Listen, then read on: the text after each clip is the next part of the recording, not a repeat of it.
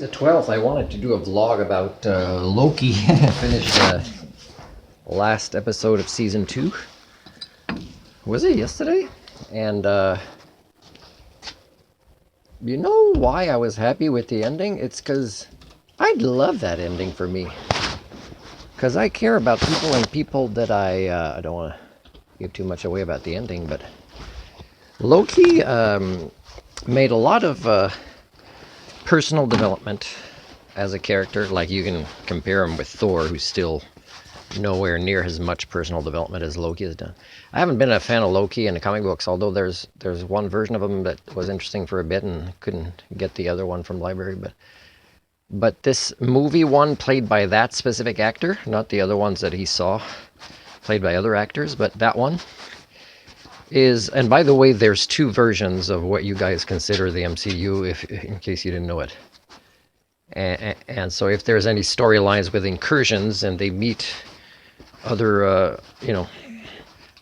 multiple universe versions of themselves, the ones that we see in the Loki series and in the regular movie timeline, it's 2 different universes. It's split.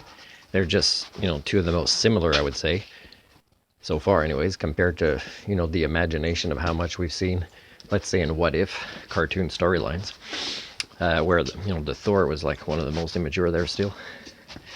And but I mean, it's fun to see that because it's totally the opposite.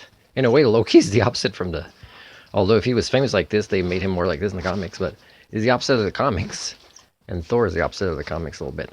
But I mean, if the actor can pull that off and it's fun, I still do very much enjoy the Thor character in the movies. But with everything he went through,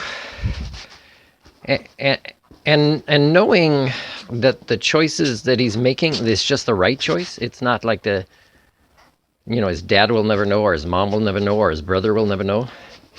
I like the ending because in the ending, he really becomes probably more worthy than Thor storylines have ever been.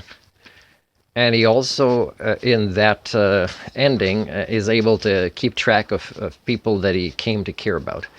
So for me, if there's ever an ending that's eternally in one place, I would really love the ability. Like, there's still people from decades ago that probably couldn't even bring back any of their memories of me, but I'm still curious what happened in their life, and in part it's just my scientific side, but it's still caring, but it's still great curiosity, but it's not curiosity where I interview strangers I've never known to see the journey of their life or read biographies of people I've never met. It's more like I'm super curious because once you know a few parameters that were, either assumed on my part to see if it was correct, psychological profiling, or just coming from the same school or something like that, or program, is for me, I'd love that. That would be something that I wouldn't mind go beyond the lifespan of a mortal in an afterlife where I get to do that.